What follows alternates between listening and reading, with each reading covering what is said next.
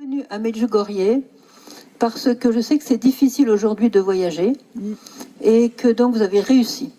Mais sachez simplement que si vous avez réussi, c'est grâce à Marie parce qu'elle vous a invité. C'est une voyante qui me disait on ne vient pas à Medjugorje en pèlerinage si Marie ne nous a pas invités. Alors elle vous a invité, réjouissez-vous, elle vous a invité. Et si elle vous a invité, c'est pas pour vous laisser tomber dans un coin et ne pas s'occuper de vous. Elle a un plan pour votre séjour ici, et c'est un beau plan. Vous allez changer votre cœur, après vous allez changer votre vie. Donc c'est magnifique. Alors vous êtes les bienvenus, on va voir un petit peu, en ce qui me concerne, je ne vais pas être la seule à vous parler, bien sûr. En ce qui me concerne, je vais essayer de partager avec vous quelques messages importants pour qu'on puisse vivre le temps présent et se préparer à l'avenir. Nous avons vécu, il y a très peu de temps, l'anniversaire des 40 ans d'apparition de Medjugorje, de la Sainte Vierge à Medjugorje. 40 ans, vous le savez, c'est un chiffre biblique bien connu. Nous avons les 40 ans avec l'arche de Noé, hein, avec donc l'inondation, avec Noé qui a réuni sa famille et les animaux principaux, etc., pour se préparer à vivre autrement sur la terre. Vous voyez, c'était... Voilà. Et Marie, d'ailleurs, est le symbole aussi de l'arche. Une arche qui flotte sur les eaux et qui dans son sein, qui prend ceux qui veulent bien appartenir au Seigneur. Donc, on a ensuite, bien sûr, on a les 40 ans du peuple juif au désert. Là aussi, c'était une préparation. Une préparation à quoi? À aller dans la terre promise. Et 40 ans, c'était long, hein, mais bon, terre promise. Et ils ont été formés dans le désert avec Moïse, etc. Ensuite, vous avez Jésus, qui pendant 40 ans, 40 jours, pardon, a été conduit au désert par l'Esprit Saint après son baptême avec Jean-Baptiste dans le Jourdain. Il a été conduit au désert pour se préparer à quoi? À sa vie publique, à l'évangélisation du monde, à la formation des disciples, à donner une parole de vie, une parole de résurrection, une parole de consolation, une parole de vérité, une parole de lumière à son peuple qui était oppressé par les étrangers, c'est-à-dire les Romains, et qui, il faut bien le dire, vivaient d'une manière un petit peu déplacée, disons. Hein. Ils avaient un petit peu oublié le sens et l'esprit de la Bible, pour certains en tout cas. Et puis donc après ces 40 jours de Jésus au désert, nous avons aussi les 40 ans de Marie. Et les 40 ans de Marie, c'est tout simple. C'est quand elle était au cénacle avec les apôtres et les disciples, et elle a préparé les apôtres dans la prière, les a préparés à quoi? À la Pentecôte. N'est-ce pas, mon père? C'est extraordinaire, parce qu'ils sont passés d'un petit groupe d'apôtres tout à fait timides et apeurés, et ils sont devenus remplis de courage, la force de l'Esprit Saint, que le Père avait promis d'envoyer. Et donc l'Esprit Saint est venu. Alors donc les 40 ans, les 40 jours, c'est aussi une préparation pour nous, parce que Marie est apparue ici pendant 40 ans. Elle nous a préparés à quoi? Eh bien, je vais vous le dire. Parce qu'elle a dit elle-même, chers enfants, je veux vous préparer au temps nouveau. Marie nous prépare à des temps nouveaux. Et ces temps nouveaux, c'est pas la première fois qu'elle nous en parle. Elle nous en parlait il y a quelques années, plusieurs fois. Et ce temps nouveau, elle les définit comme les temps de paix. Donc quelque chose de complètement différent avec ce qu'on a maintenant. Un temps complètement différent. C'est aussi un temps de printemps, comme elle le dit, un temps que mon cœur attend avec impatience. C'est-à-dire qu'elle a hâte que ce temps nouveau arrive. Et pour cela, elle aime bien que l'on collabore avec elle pour hâter ce temps de paix et ce temps de printemps. Le printemps, c'est-à-dire, vous voyez, c'est les fleurs, les fruits, les danses, les cris de joie, la terre, l'air pur, le soleil encore doux et tendre, vous voyez, le printemps, l'amour, les chants, et, vous voyez, la vie, vous voyez. Alors, elle nous prépare à ce temps-là. C'est quand même très très différent de ce que nous vivons aujourd'hui. Aujourd'hui, beaucoup de personnes sont dans la peur, Quand je dis la peur, c'est peut-être un terme encore un peu faible. Il y en a qui sont dans l'angoisse. Il y en a même qui sont dans le désespoir. J'espère que ce n'est pas du tout votre cas. En tout cas, le Seigneur ne veut pas cette peur. Il ne veut pas cette angoisse. Il ne veut pas ce désespoir. Et Marie, encore dans son dernier message, vous savez, quelquefois, quand elle nous parle, même quand il y a un conflit important, quand il y a beaucoup de souffrances, beaucoup de difficultés, c'est à ce moment-là qu'elle nous sort « Réjouissez-vous ». Réjouissez-vous avec moi. Alors, quelquefois, je dis, mais cher Gospa, est-ce que tu as bien vu les nouvelles? Est-ce que tu as lu les journaux? Est-ce que tu as écouté un petit peu les nouvelles? Alors, eh bien oui, elle connaît très bien les nouvelles mieux que nous. D'abord, elle ne lit pas les nouvelles mensongères, et ça, c'est 80%, on peut dire, hein, dans les médias. Il faut bien le dire. Donc, il ne faut pas hésiter à dire la vérité. Et elle, son regard est fixé vers le haut. Il est fixé sur l'avenir. Il est fixé sur ce que Dieu prépare. Il est fixé sur l'œuvre de Dieu. Il est fixé sur l'amour de Dieu, sur la miséricorde de Dieu, sur la lumière de Dieu. Il est fixé comme ça, voyez. Et donc, nous sommes au ras des pâquerettes, j'allais dire. Hein, j'espère que les Belges comprennent aussi ce que ça veut dire, au ras des pâquerettes. C'est-à-dire que, comme elle le dit, vous êtes trop attachés aux choses de la terre. De la terre. Elle nous dit, levez votre regard vers le ciel. N'oubliez pas que votre but, chers enfants, c'est le ciel. Votre but, c'est le ciel. Alors, dans le dernier message, elle nous dit, réjouissez-vous avec moi, car le Très-Haut m'envoie encore pour vous guider sur le chemin de la sainteté. Qu'est-ce que c'est que ce « encore » ? Ça veut dire que depuis longtemps, elle avait prévu de s'en aller. Dès les 10 premières années d'apparition, elle a dit « Chers enfants, vous savez, je ne vais pas rester encore tout le temps. Préparez-vous à ma sortie. Lisez mes messages, vivez mes messages, car un jour, vous allez pleurer. Quand je ne viendrai plus, vous allez vous lamenter pour ces messages. » Et maintenant, ça fait 40 ans, elle nous dit « Le Très-Haut m'a encore permis de vous guider. » Donc c'est un plus, c'est un cadeau que le Seigneur nous fait, qu'elle soit encore avec nous pour nous guider. Et elle nous guide parfaitement bien puisqu'elle voit le plan de Dieu pour chacun de nous, elle voit le plan de Dieu pour l'humanité, elle voit le futur de l'humanité, et elle voit la victoire de Dieu. Elle voit la victoire de l'Église, elle voit la victoire des justes, et j'espère qu'elle vit aussi la conversion de ceux qui sont ce qu'on appelle, entre guillemets, les méchants. Vous savez, comme dans les films de cow-boys, il y a les bons et les méchants. Alors Marie, elle nous guide. Autrement dit, c'est comme si on avait un GPS. Qui n'a pas son GPS dans sa voiture? Ben moi, j'ai pas de GPS. J'ai une vieille voiture cabossée, il n'y a pas de GPS là-dedans. Mais en tout cas, je suis souvent avec des gens qui ont un GPS, c'est très très utile, parce qu'il suffit de mettre l'adresse où vous allez vous rendre. C'est une maison, c'est un édifice, c'est une place, c'est une ville. Voilà, vous mettez l'adresse et après, tout vous êtes guidé à gauche, à droite, l'autoroute, la telle bretelle, telle autre bretelle, et puis après telle rue. Voilà, vous êtes complètement guidé. Mais il faut mettre l'adresse. Si vous ne mettez pas l'adresse, vous allez errer. Vous voyez, vous allez faire 3 fois le tour du rond-point sans savoir où est-ce qu'il faut tourner. Marie, elle a l'adresse. Elle a la finalité. Elle a le but de notre vie. Et si elle nous guide et si nous prenons sa main pour nous laisser guider, qu'est-ce qui va se passer? On va arriver au but avec elle. Et pourquoi il y a cette angoisse aujourd'hui chez les gens? C'est qu'il n'y a pas de direction. On nous envoie des restrictions.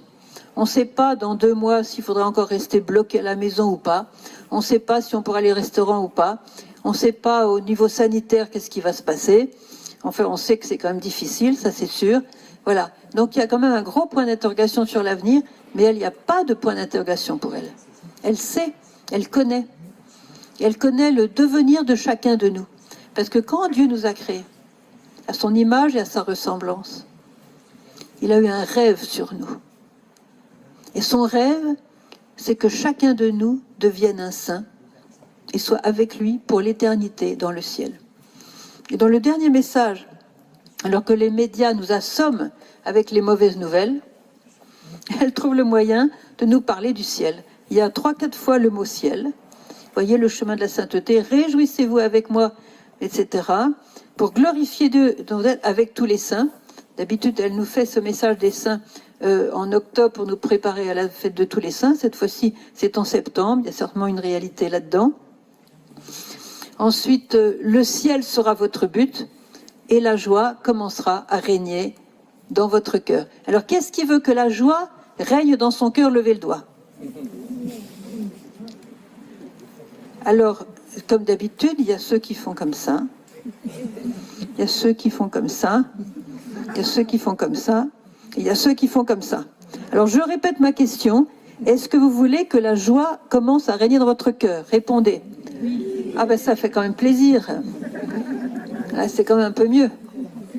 Voyez, soyez courageux avec le Seigneur. Soyez courageux avec le Seigneur. Il ne vous a pas préparé un mauvais plan.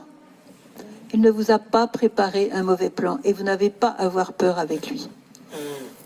On a peur parce qu'on a peur de perdre quelque chose.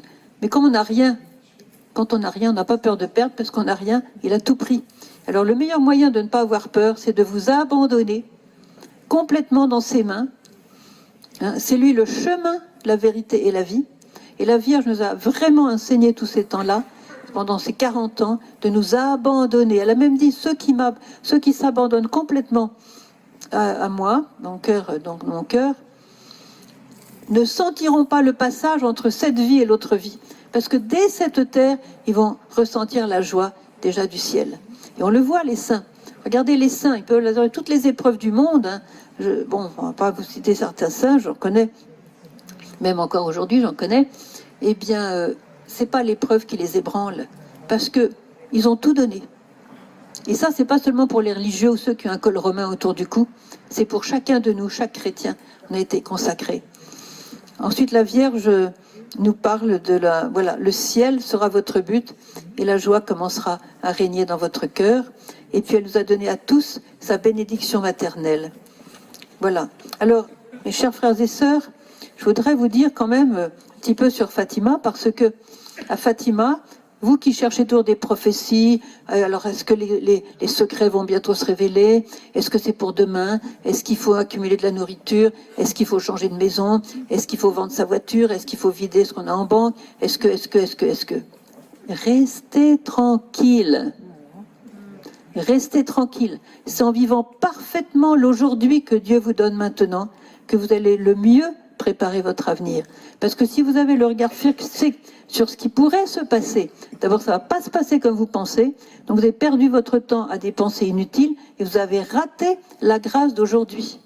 Donc vous n'avez rien construit. Et vous êtes dans le vent. Vous êtes dans le vide. La prophète, la reine des prophètes, c'est qui? Oh là, vous êtes timide, là. Vous avez pris du café quand même à midi, là, vous êtes un peu réveillé. Bon. La reine des prophètes, c'est Marie. La reine des apôtres, la reine des vierges, la reine des confesseurs, des martyrs, voilà. Donc, elle est la reine des prophètes. Donc, les meilleures prophéties sont celles de Marie. Vous me suivez? Les autres, on espère qu'ils sont bons, mais enfin, il y a quand même une majorité de véreux, comme le Seigneur l'a dit, dans les derniers temps, il y aura beaucoup de faux prophètes. Donc faites attention quand quelqu'un vous dit qu'il a un don de prophétie, doucement. En tout cas, Marie est la reine des prophètes. Elle nous a prophétisé ce nouveau temps. Donc on est sûr de l'avenir. Et réjouissez-vous, parce que Marie vient encore vous prendre par la main pour vous conduire. Et pourquoi voulez vous réjouir? Parce que vous avez été choisis par Dieu pour vivre ce temps-là. Ce temps, je dirais, d'intermède entre le temps passé qui ne reviendra pas, toute la vie que vous aviez encore il y a 4-5 ans avant la pandémie, je vous dis tout de suite, ça ne reviendra pas. C'est fini, c'est une page de tournée. Le temps nouveau n'est pas encore là, on est dans un intermède. Et vous êtes choisis pour vivre cet intermède avec la Sainte Vierge et avec Jésus, avec les saints évidemment. Alors c'est une très grande grâce, réjouissez-vous d'être vivant aujourd'hui, quel que soit votre âge, hein, d'être vivant aujourd'hui pour vivre cet intermède. Cet intermède est douloureux, il faut le dire, il y a eu beaucoup de morts, il y a eu beaucoup de malades, il y a eu beaucoup de souffrances, beaucoup de deuil, beaucoup de peur, il y a eu beaucoup de tout ça. N'empêche que c'est un temps extrêmement béni. La Vierge continue à nous dire que nous sommes dans un temps de grâce. Et ce n'est pas la souffrance qui empêche la grâce. Par contre, c'est la souffrance offerte qui multiplie la grâce. Le monde a besoin d'une purification, je n'ai pas besoin de vous l'expliquer. Le monde se trouve dans un grand péché. Marie l'a dit souvent, ne permettez pas que je pleure des larmes de sang à cause de mes enfants et des âmes qui se perdent dans le péché. Elle parle des larmes de sang, comme Jésus a pleuré des larmes de sang à Gethsémani. Vous voyez, il a transpiré le sang, et son sang, qu'on met des grosses gouttes jusqu'à terre pour vous dire l'angoisse qu'il a vécue en regardant les âmes qui se perdent dans le péché. Donc Marie, elle nous aime, et elle nous fait traverser ce temps de purification afin qu'on abandonne le péché. Vous voyez. Alors je voudrais vous dire, à propos de Fatima dont je parlais tout à l'heure, Marie a fait une très belle prophétie à Fatima qui est une joie pour nous. Elle nous a dit, chers enfants, à la fin, mon cœur immaculé triomphera. Vous connaissez cette prophétie de Fatima? Bon, vous savez aussi que Medjugorje, d'après le pape Jean-Paul II, est la continuation et la réalisation de Fatima. Si vous ne le saviez pas, maintenant vous le savez, vous l'avez entendu. Bon, la Vierge nous a dit, à la fin, mon cœur triomphera. Mais à la fin de quoi? Bonne question. À la fin de quoi? Elle ne l'a pas dit. Mais elle l'a dit quand même. Parce qu'il y a un mot qui nous donne une indication. Avec Marie, il faut lire entre les lignes aussi. Hein. Si elle nous a dit à la fin, mon cœur triomphera, qu'est-ce qui se passe avant un triomphe? Et on triomphe sur quoi d'habitude? La guerre. Voilà, je ne vous le fais pas dire. S'il y a un triomphe, ça veut dire qu'avant ce triomphe, il y a un conflit, il y a une guerre, il y a une difficulté, et on est dedans. On est dedans, ça a déjà bien commencé. Combien de temps ça va durer, je ne sais pas, mais si vous voulez que ça cesse, mettez-vous à genoux, tombez à genoux et commencez à prier. Parce que ça cessera quand le monde criera vers le Seigneur.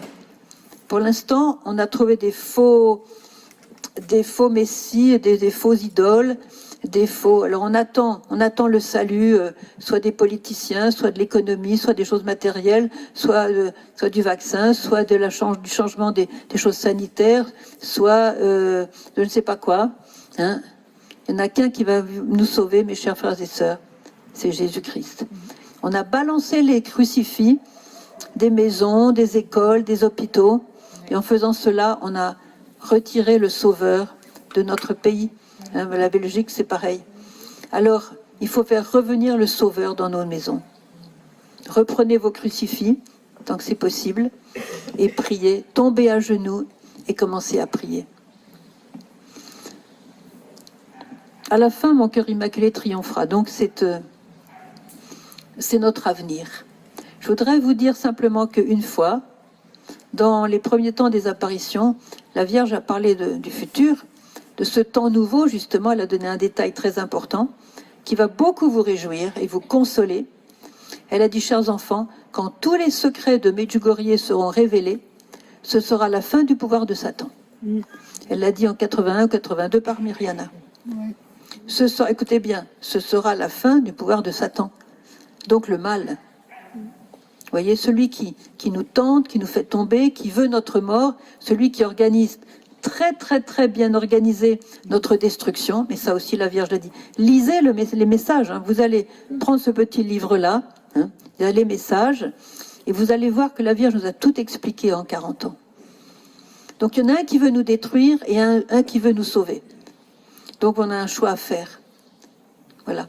Mais on sait que quand tous les secrets de Medjugorje seront révélés et réalisés, ce sera la fin du pouvoir de Satan. Ça ne veut pas dire qu'on n'aura pas des tentations, que le mal partira complètement du monde. N'oubliez pas que la Vierge n'a jamais parlé ici de la fin du monde. Un jour, j'ai interrogé Myriana qui a quand même les 10 secrets, et je lui ai dit, Myriana, mais est-ce que Marie t'a déjà parlé de la fin du monde? Elle m'a regardé comme si je posais une question saugrenue, vous voyez, d'où tu sors, toi? Voilà. Alors, je dis, ah bon, non, elle m'en a jamais parlé. Et puis, je lui demande après, mais est-ce que la Vierge t'a parlé du retour du Christ dans la gloire? Elle me regarde aussi, elle me dit, mais bien sûr qu'elle m'en a parlé. Regarde, on en parle pendant la messe. Nous attendons ton retour. Ah, nous l'attendons. Vous ne l'attendez pas, le retour du Christ? Ben voilà. Mais ce n'est pas la fin du monde. Avant la fin du monde, patience, hein, on n'est pas pressé. Hein. Alors, il ne faut pas prendre ce temps de maintenant comme la fin du monde. Voilà, donc c'est un temps de préparation, 40 ans de préparation. Alors, Marie nous a demandé de lire ces messages, de les écouter, de les mettre en pratique. Il y a un message qui est essentiel et qui est le béaba de notre, je dirais, notre communion avec la Sainte Vierge. C'est d'abandonner le péché.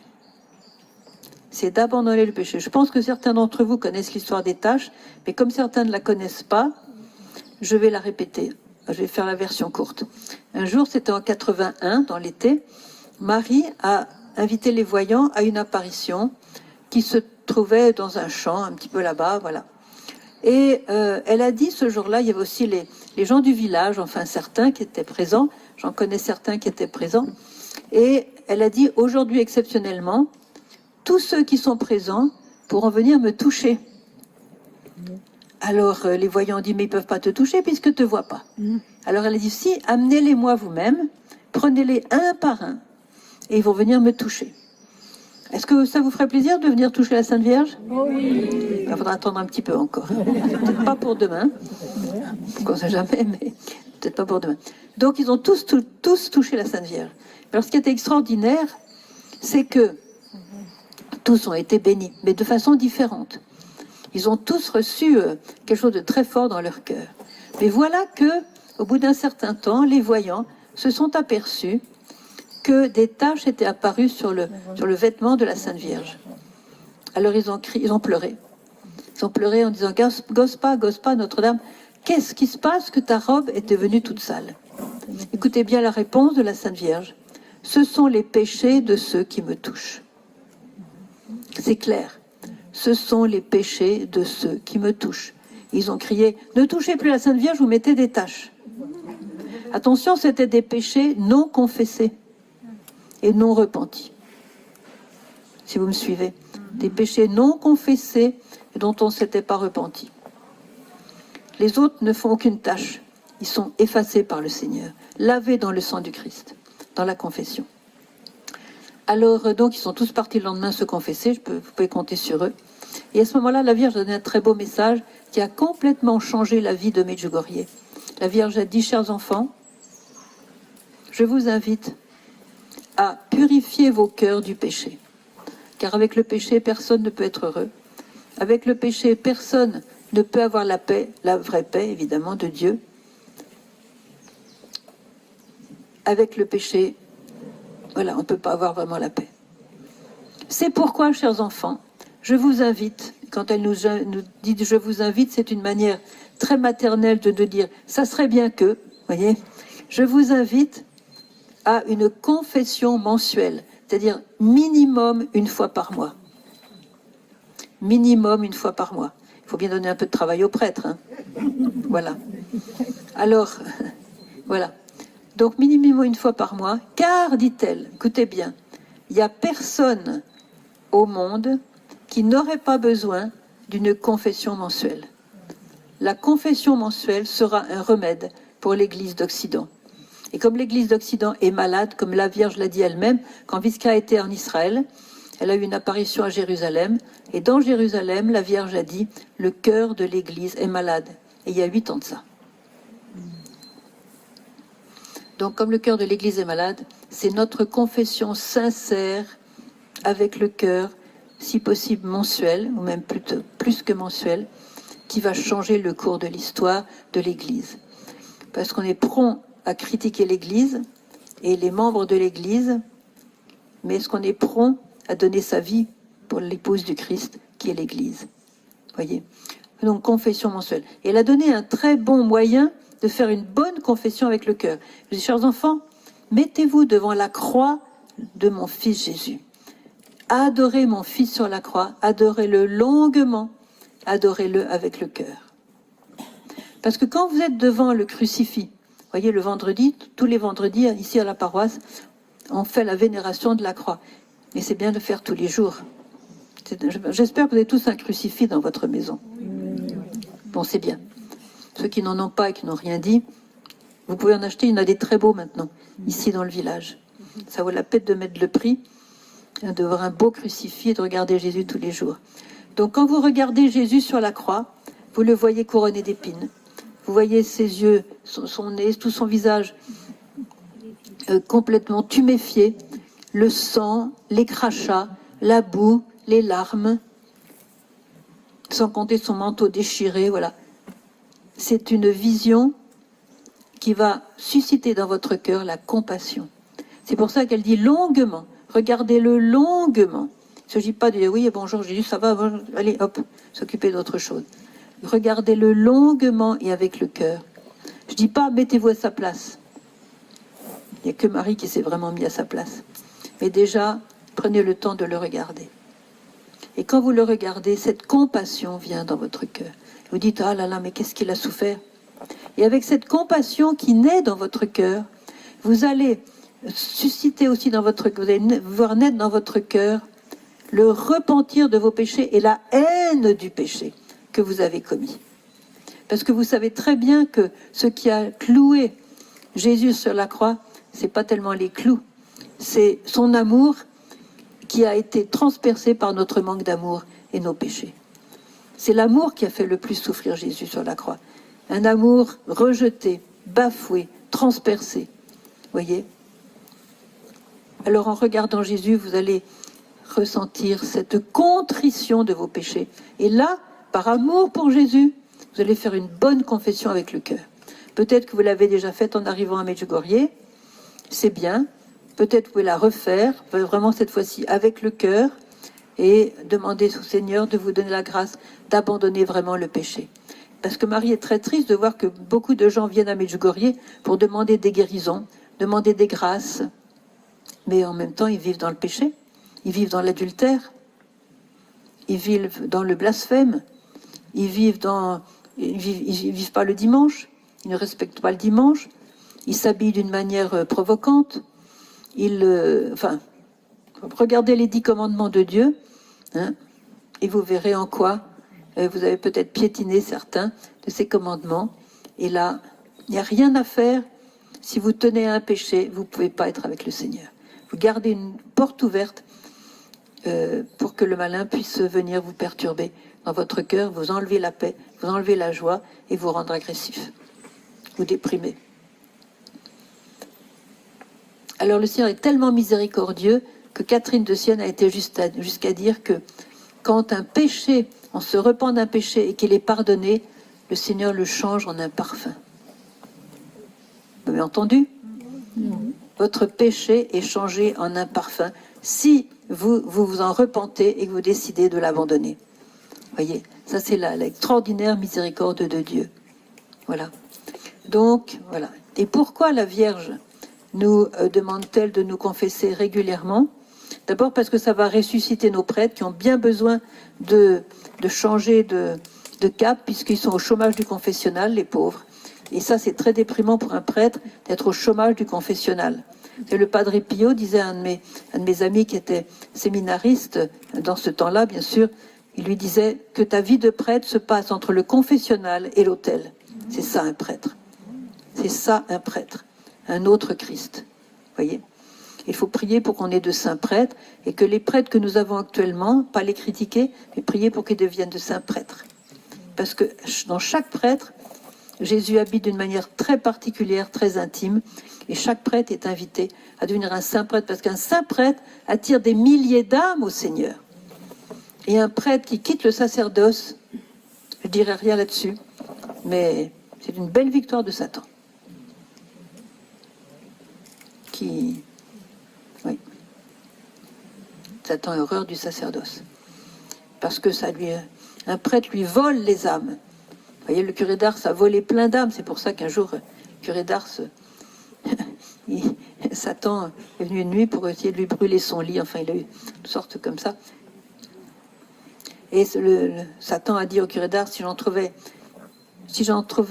3 comme toi en France, aussi saint que toi, si j'en trouvais 3 comme toi en France, je ne pourrais plus mettre les pieds dans ce pays. Autrement dit, il en manque 2. Alors priez pour ces 2-là.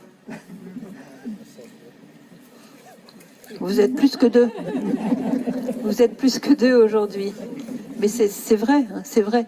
C'est extraordinaire, on verra au ciel l'impact d'un bon prêtre sur le monde, pas seulement sur sa paroisse, sur le monde entier. Vous voyez? Tout ça, ce sont les secrets de Dieu qu'on découvrira quand on sera au ciel. Donc, abandonner le péché et vraiment se repentir du mal. Et puis, la Vierge nous a aussi demandé de mettre vraiment l'Eucharistie au centre. J'ai lu l'autre jour une parole que Jésus avait donnée au Père Marc, vous savez, celui qui a écrit le livre In Sino Jesu. Je ne sais pas si vous avez eu ce livre, certains l'ont lu. C'est un grand... Voilà, oui, c'est ça, c'est ça. Alors, oui, c'est ça. Donc, c'est un livre extraordinaire qui est maintenant traduit en 12 langues, où Jésus s'exprime à un prêtre qui était vraiment prêt à tomber dans les gouffres de l'enfer à cause de son péché. Un mauvais prêtre, vraiment, alors vraiment, carrément, il a mis le paquet dans le sang du péché. Et puis, par la bonté, l'intercession de la Sainte Vierge, il a été converti et maintenant, il fonde une très belle communauté de prêtres et il a une mission pour l'Eucharistie. Bref, donc lisez ce livre, ça s'appelle In Sino Jesu. C'est un titre latin. Dans toutes les langues, c'est le même titre. Et vous allez voir les merveilles. Donc, et ce Père Marc disait, enfin, le Seigneur lui disait que l'Eucharistie, pour lui, c'était plus grand que la création du monde. Une hostie, petite hostie, qui contient toute la vie de Jésus, Jésus lui-même, c'est plus grand que la création du monde. Quand on consacre une hostie, eh bien on fait une œuvre plus grande que quand Dieu a créé le monde. C'est extraordinaire. Voyez, on ne se rend pas compte de la valeur de l'Eucharistie. Marie nous dit, mettez la Sainte Messe au centre de votre vie. C'est-à-dire qu'on va faire comme les architectes quand ils ont une ville à construire, à dessiner. Ils vont mettre d'abord le centre-ville, puis après toutes les avenues, les rues, les principaux bâtiments, alors la mairie, l'église, le terrain de foot, l'hôpital, etc. Mais d'abord la place de l'église, la place centrale. Parce que si vous faites votre plan et que vous dites, mince, alors j'ai oublié de mettre le centre-ville, là vous êtes mal, il faut tout recommencer. Et le centre-ville dans votre vie, c'est la messe. Alors la messe, si vous pouvez y aller, ne ratez pas une messe. On ne rate pas une messe quand on peut y aller. Et si vous ne pouvez pas y aller parce que vous gardez un petit bébé nouveau-né, ou parce que votre mari est malade, ou votre femme est malade, ou parce que vous n'avez pas de voiture, enfin bref, ou que le prêtre est absent, vous allez vivre votre messe à la maison en lisant les lectures et puis en vous associant au sacrifice de la messe, en faisant une communion spirituelle, vous voyez. Et ça, c'est très, très, très valable, c'est même très, très bon de faire ça tous les jours. Ça, tous les jours, vous aurez votre messe. Mais attention, s'il y a une messe dans votre village et que vous pouvez y aller, ne la regardez pas en streaming. Parce que l'autre jour, le père Livio, en Italie, a reproché aux Italiens, heureusement qu'il n'y a pas d'Italiens ici, il y a peut-être des Italiens, sinon... Non, je ne vais pas faire de gaffe. De toute façon, la France, c'est pareil. Maintenant que vous avez pris l'habitude, pendant la pandémie, de vivre la messe en streaming, vous continuez à la vivre en streaming, alors que vous pouvez aller à l'église et communier avec le vrai corps du Christ. Alors quand vous allez arriver à la porte du ciel, le Seigneur va vous dire, bon ben maintenant je te donne le ciel en streaming. Ouais, comme ça. C'est Livio qui disait ça. Vous riez, mais je crois que le Seigneur est très triste de voir que les églises sont à moitié vides. Voilà. Alors, pourquoi l'Eucharistie? La Sainte Vierge nous a dit, tombez amoureux du Saint-Sacrement de l'autel. Vous savez, elle a demandé dès le début de l'apparition, je dis ça pas seulement pour les prêtres, mais pour tous les laïcs qui sont ici présents, elle a dit, chers enfants, je souhaite que dans toutes les paroisses du monde, il y ait une chapelle d'adoration perpétuelle. Certains l'ont, certains ne l'ont pas. Il faut beaucoup prier pour ça, pour que les prêtres comprennent l'importance de cette prière, présence eucharistique permanente dans leur paroisse. Pourquoi? Parce que aujourd'hui on est lundi, donc demain vous aurez l'adoration à l'église, donc le Seigneur sera exposé sur l'autel et vous allez avoir une heure d'adoration entre 7 et 8, oui c'est ça. Allez-y tous, c'est pas le moment d'aller dîner ou d'aller au restaurant ou aller à l'adoration, surtout voilà. Qu'est-ce qui se passe? Peut-être que je vais arriver devant le Seigneur fatiguée. Peut-être que je vais être distraite. Peut-être que j'ai un souci parce que mon fils se drogue ou que mon mari a l'air de regarder une autre femme ou ma femme, voilà. Ou est-ce que j'ai un souci parce que... Bon. Sachez une chose, c'est que ça n'a pas d'importance. Parce que lui, Jésus, il n'est jamais fatigué, il n'est jamais distrait, il n'a jamais de soucis. Qu'est-ce qu'il va faire, Jésus? Voyant que vous êtes venu avec toute votre bonne volonté, votre désir d'être avec lui, de vous placer devant lui pour avoir un temps avec lui. C'est pas la peine de lui faire des grandes conversations théologiques, il connaît mieux que vous. Parlez-lui avec votre cœur. Et si vous n'avez rien à dire, ne dites rien. Et soyez calme. La petite Thérèse, on va la fêter bientôt, la petite Thérèse, c'est le 1er octobre. Ne la ratez pas, hein, la petite Thérèse. C'est une grande sainte qui va faire une pluie de roses, pluie de grâce de la part de Dieu, du ciel, comme elle a dit. Je passerai mon ciel à faire du bien sur la terre. Voilà.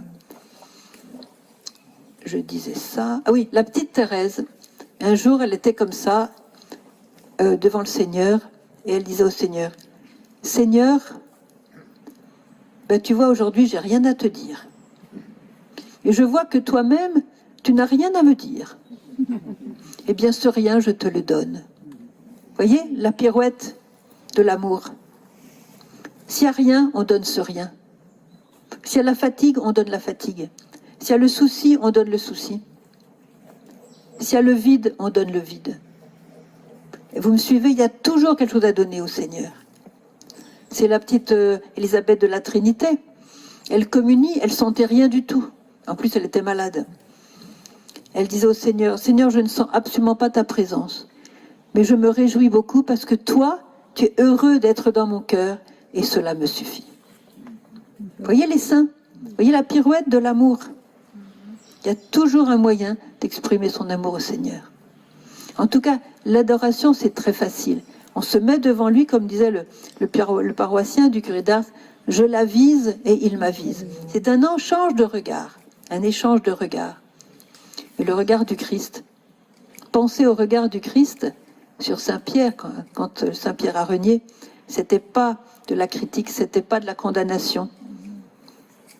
C'était du pur amour, de la compassion, de la miséricorde. C'est pour ça que Pierre est sorti, qu'il a pleuré à chaudes larmes. Parce qu'après le coup qu'il venait de lui faire, les 3 reniements successifs, après le coup qu'il venait de faire à Jésus, c'était incroyable de trouver un Jésus qui continuait à aimer, à pardonner. Et c'est ça qui fait pleurer Pierre. Voyez, ce même regard est posé sur chacun de nous quand on adore Jésus. Et dans cette hostie, il y a toute la vie de Jésus. Il y a toute sa vie. Il y a toute sa puissance. Il y a sa gloire. Il y a son amour, il y a sa tendresse. Il y a sa paix, il y a sa force. Il y a sa lumière. Et quand vous êtes devant lui avec votre bonne volonté, vous dites, Seigneur, j'ouvre mon cœur, j'arrive pas trop à ouvrir mon cœur, mais je te l'ouvre quand même. Il va donner ses rayons de lumière sur votre âme et sur tout votre être. Il va envoyer ses rayons de paix sur vous, ses rayons de tendresse, ses rayons de force. Voyez? Si bien que vous allez être enrichis des trésors de Dieu dans votre âme. Et quand vous allez partir après 1 heure d'adoration, même si sur le moment vous n'avez rien senti, vous êtes déjà changé. Et si vous venez tous les jours, vous serez encore plus changé. Voyez? Essayez tous les jours de faire 1 heure d'adoration. Essayez. Et si vous ne pouvez pas la faire à l'église, devant le tabernacle Jésus caché, faites-le à la maison. Prenez un moment calme. Ou dans votre jardin, dans le parc, voilà, quelque part. Adorez Jésus. Adorez mon fils, nous dit Marie. Alors, ces rayons de lumière que Jésus vous envoie dans l'Eucharistie, ils vont vous toucher, ils vont vous transformer. Mais attention, ils ne vont pas s'arrêter à vous. Parce qu'avec Jésus, il n'y a pas de distance. Ils vont continuer leur chemin, ces rayons-là. Et ils vont toucher les gens qui passent dans la rue derrière vous. Eh oui, ils vont toucher les gens de la ville.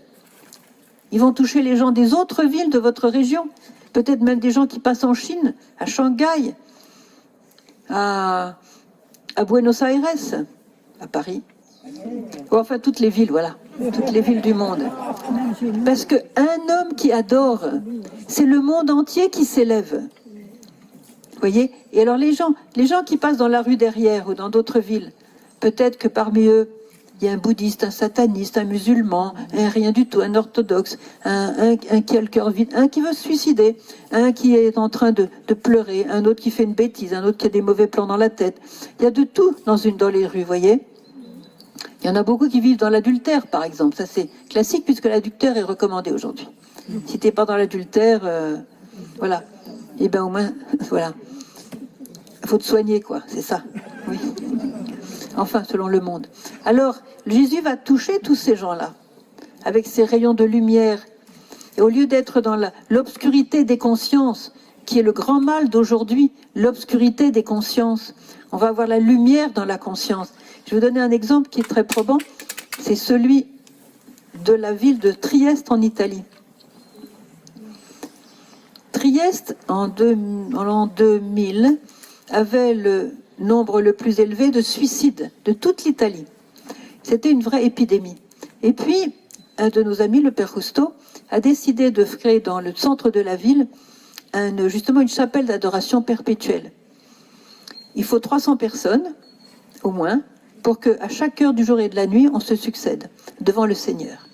Il a réussi, donc il a trouvé les personnes, et voilà, ils ont commencé la chapelle d'adoration perpétuelle. 1 an plus tard, les autorités civiles, qui ne connaissaient pas du tout les histoires d'adoration perpétuelle et tout ça, c'était pas leur truc, les autorités civiles ont produit un article qui disait, d'après les enquêtes et les statistiques, on est étonné de voir qu'en 1 an, le taux de suicide a baissé de plus de la moitié dans la ville. Comment ça se fait? Vous avez la réponse. C'est Jésus. C'est les 300 personnes qui, heure après heure, venaient visiter Jésus, lui tenir compagnie, de jour et de nuit, et Jésus a pu travailler dans toute la ville pour empêcher le mal. Et quand il y a une chapelle d'adoration dans une église, il y a moins de suicides, moins de divorces, moins d'avortements, moins de crimes, moins de drogue, moins d'alcool, moins de satanisme, moins de mal. Donc le plus grand acte de charité que vous puissiez faire, c'est d'adorer Jésus de tout votre cœur. Jésus est abandonné dans les tabernacles. Les restaurants et les bars sont pleins. Ouvrez les yeux. Les magasins de gadgets sont pleins, même ici à Medjugorje. Et les tabernacles, il y a qui devant? Celui qui sauve le monde, il y a qui vient le voir? Et de qui attend-on le salut, l'amélioration de notre... Voyez. Alors Marie nous prend par la main en nous donnant tous ces messages. Elle nous apprend à vivre avec Jésus, pour Jésus, en Jésus, avec elle. Alors si vous êtes invité aujourd'hui à venir à Medjugorje, voyez, c'est tout simplement pour lui dire, voilà, maintenant je vais prendre ta main, comme tu le dis dans le message, je vais me laisser guider par toi, je vais lire tes messages, je vais les mettre en pratique. Moi, tous les jours, je lis un message, elle a demandé, tous les jours un message, et le mettre en pratique. Mais je suis émerveillée de la profondeur de ces messages. Alors ne dites pas oui, mais elle répète toujours la même chose. Il y a des choses qu'elle répète, par exemple, de prier, oui. C'est vrai qu'elle le répète. Mais moi, je dis toujours à ceux qui se plaignent qu'elle le répète. Je dis, mais monsieur, quand vous étiez petit, combien de fois votre maman vous a-t-elle répété « Ne mets pas ton doigt dans ton nez » Combien de fois vous l'a-t-elle répété? Ma sœur, très très souvent. Et quand est-ce qu'elle a arrêté de vous le répéter? Quand je ne l'ai plus fait. Et ça, c'est une maman. Une maman répète. Et si une maman ne répète pas, l'enfant devient... il perd ses valises et il devient angoissé. Vous voyez? Donc si elle nous répète prier, prier, prier, c'est parce qu'on n'a pas encore commencé à vraiment prier. On n'est pas encore tombé à genoux pour implorer le Seigneur. Vous voyez? Il y a beaucoup de souffrances dans le monde, il faut qu'on tombe à genoux pour implorer le Seigneur. Le Seigneur compte sur nous. Bon, alors comme je suis dans la messe, donc je voudrais quand même vous dire autre chose. On a un temps un peu limité. Un temps un peu limité, mais bon. Vous connaissez Marthe Robin? Oui. Bon, ceux qui ne la connaissent pas, demandez aux autres de vous la faire connaître. C'est une grande mystique française, les Vénérables, et elle a été stigmatisée pendant 50 ans. Pendant 50 ans, toutes les semaines, elle a vécu la passion du Christ. Je vous recommande de lire les livres sur elle parce que c'est quelque chose d'extraordinaire. Alors, Marthe Robin était prophète. Et elle est morte en 81, juste avant les apparitions. Et déjà de son temps, elle voyait tous les prêtres en vision. Elle était prophétique, elle avait été une visionnaire en même temps. Elle voyait tous les prêtres du monde. Elle passait des nuits entières à pleurer. Parce qu'elle voyait l'Église. Elle voyait la pente que suivait l'Église. Non pas l'Église en tant qu'épouse du Christ, mais les gens d'Église. Voilà. Et Marthe Robin disait que Dieu prépare une nouvelle Pentecôte d'amour. Cette nouvelle Pentecôte d'amour sera, je dirais, elle viendra à l'improviste, un peu comme la première Pentecôte. D'un seul coup, l'Esprit Saint était là, comme un tremblement de terre, un bruit, un vent, tout ça. Et d'un seul coup, les langues de feu sont tombées sur les apôtres et sur Marie. Et ça a été une effusion extraordinaire d'Esprit Saint. Ils ont été transformés. Eh bien, Dieu prépare une nouvelle Pentecôte d'amour. Et Marie aussi en parle dans un de ses messages, en 19 ou 18, je ne sais plus, de 2000. Vous voyez, l'Esprit Saint renouvellera tout le monde, toute chose. Voilà. Lisez les messages. Et cette nouvelle Pentecôte d'amour nous surprendra. Et c'est pourquoi je vous invite vraiment à demeurer toujours en état de grâce, quoi qu'il vous en coûte, parce que vous serez ridiculisé, vous serez critiqué, vous serez montré du doigt, parce que vous ne vivez pas comme les autres, vous êtes dans le monde sans être du monde, comme dit Jésus à propos de ses disciples, dans la prière eucharistique, dans la prière sacerdotale. Donc vous êtes dans le monde sans être du monde, parce que vous refusez le péché et le mal. Et quand la Pentecôte viendra, vous serez très heureux d'être trouvés en état de grâce et dans la paix avec Dieu. Ceux qui ne sont pas en paix avec Dieu parce qu'ils tiennent à garder une obstination dans le péché, oui, voilà, je suis dans l'adultère et j'y tiens, ou bien je veux faire un avortement et j'y tiens, mais je veux faire le mal, et je veux faire ceci parce que c'est mon péché et j'y tiens et personne ne va m'en empêcher. Cela rend beaucoup à souffrir parce qu'ils vont voir dans la pleine clarté de Dieu l'horreur du péché, le mal que ça leur a fait et les conséquences du péché et le mal que ça fait à tant d'autres.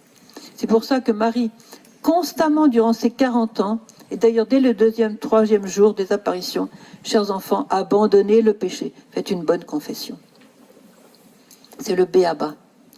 Voyez. Donc il y aura une nouvelle Pentecôte d'amour.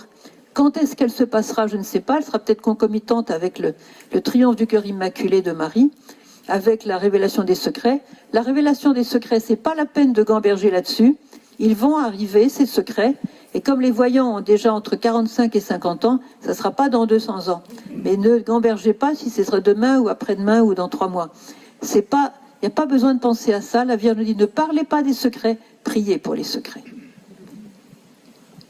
Priez pour les secrets. Et ça va transformer le monde. Parce que tous ceux qui pensent aujourd'hui gouverner le monde, être les maîtres du monde, je ne vais pas rentrer dans les détails, mais vous me suivez, mais il y a une petite chose qu'ils ont oubliée, c'est qu'il y a le maître du monde, c'est Dieu, c'est pas eux. Et Dieu va intervenir. Ben oui. Mais il va intervenir si on le prie et si on se met à genoux pour l'implorer.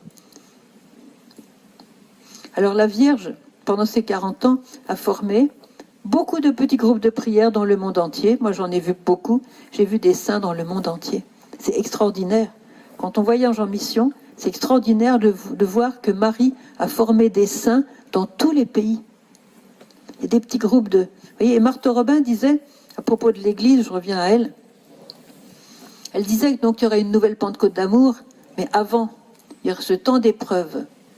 Elle a même dit à propos de l'Église, il viendra un moment où il semblera qu'il n'y aura plus rien. Vous écoutez cette parole, c'est extraordinaire. Un moment viendra où il semblera qu'il n'y aura plus rien. C'est un peu comme la prophétie de Ratzinger dans les années 60, qui voyait aussi l'Église du futur. Sauf, dit-elle, quelques petits foyers de ferveur. Et c'est les petits groupes de prière.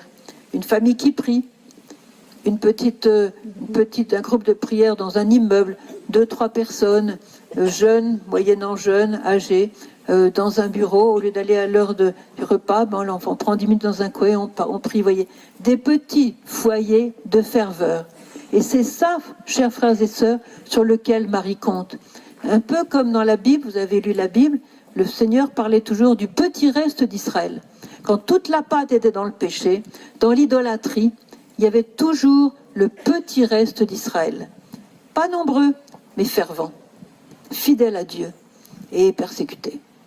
Et Ratzinger, quand il était dans les années 60, professeur de théologie, simplement en Allemagne, il avait eu cette vision de l'Église, pauvre, humble, caché, persécuté, il y aura certainement des martyrs, et rempli de l'Esprit Saint.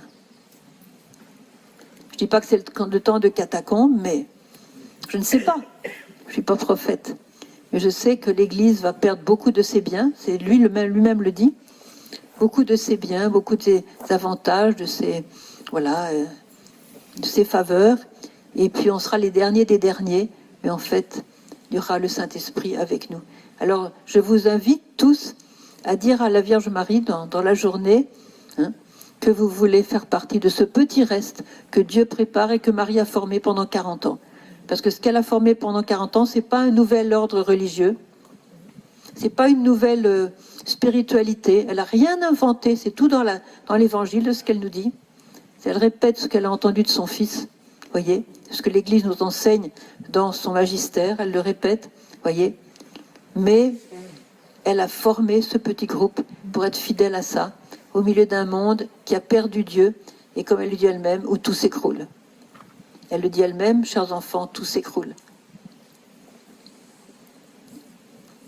Ce monde qui est perdu parce qu'il a perdu. Un monde qui est basé sur les choses matérielles, comme ça, sur la course, comme elle le dit. Ne vous attachez pas aux choses terrestres, vous êtes trop préoccupés des choses terrestres. N'oubliez pas que la vie est courte et que l'éternité vous attend. Ça, c'est hier qu'elle l'a dit, avant-hier. Voyez. Alors, mes chers frères et sœurs, je vais vous faire encore lever le doigt. Un petit peu de gymnastique, ça fait du bien. Qui est-ce qui veut faire partie de ces petits foyers de ferveur avec Marie ? Bon, je suis contente que les prêtres aussi aient levé le doigt, parce que c'est encourageant. Toi aussi, Philippe, tu as levé le doigt, j'espère. Il répond pas, il n'ose pas. Voilà. Bon, voilà. Voilà.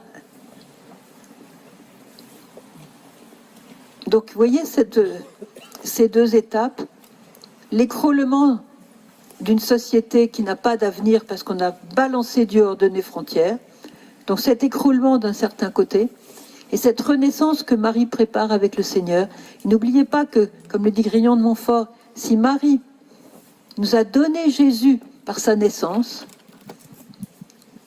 c'est Marie qui va nous donner Jésus, qui va revenir dans sa gloire. C'est elle qui prépare le monde à la deuxième venue de Jésus, comme précurseur après Jean-Baptiste. Jean-Baptiste a préparé la première venue, il a préparé le peuple à la première venue, et c'est Marie qui prépare le peuple à sa deuxième venue du Christ. Vous voyez ? C'est pour ça que ceux qui se mettent dans le manteau de Marie, c'est-à-dire ceux qui vivent les messages, ça ne suffit pas de mettre des belles fleurs à sa statue, c'est bien, elle aime beaucoup les fleurs, c'est bien, et continuez. Il ne suffit pas de lui dire que, voilà, il suffit de vivre les messages. Donc il faut les avoir, il faut les méditer, les manger, les goûter et les mettre en pratique et les donner aux autres. Vivre les commandements de Dieu avec elle. Chers enfants, je ne peux pas vous aider, nous dit Marie, si vous ne vivez pas les commandements de Dieu, si vous ne vivez pas la messe, si vous ne vivez pas la confession. Je ne peux pas vous aider, parce qu'elle ne peut pas aider des gens qui ne s'occupent pas des commandements de Dieu. Elle est la première à les avoir vécus. Voilà. Je vous ai déjà beaucoup parlé, je vais m'arrêter maintenant. Je vais vous proposer une minute de silence pour remercier la Sainte Vierge de faire partie de cette époque extraordinaire que nous vivons, qui est l'époque de Marie. Ceci est mon temps, nous dit la Vierge Marie. Ceci est mon temps. Je vous appelle à être mien. Si vous êtes mien, vous vaincrez. Si vous êtes mien, vous vaincrez. Donc je donne une minute de silence pour dire à Marie que vous voulez vivre ces messages, vivre donc les sacrements, la confession, la messe, bien sûr, le chapelet, le jeûne 2 jours par semaine, la lecture de la Bible, etc. Voilà. De vivre ce qu'elle vous demande et pour faire partie de cette équipe dont elle a besoin. Chers enfants, toute seule, je ne peux pas toute seule aider le monde, j'ai besoin de votre collaboration. Ceux qui veulent collaborer avec Marie, dites-lui dans votre cœur, demandez-lui son aide et faites, je dirais, ce pacte avec elle, d'être vraiment avec elle à partir d'aujourd'hui, pour travailler avec elle à cette nouvelle Pentecôte d'amour et au triomphe de son cœur immaculé. Une minute de silence. Dans ce que j'ai dit, il y a bien une petite chose peut-être qui vous a touché et que vous pouvez décider à mettre dans votre vie.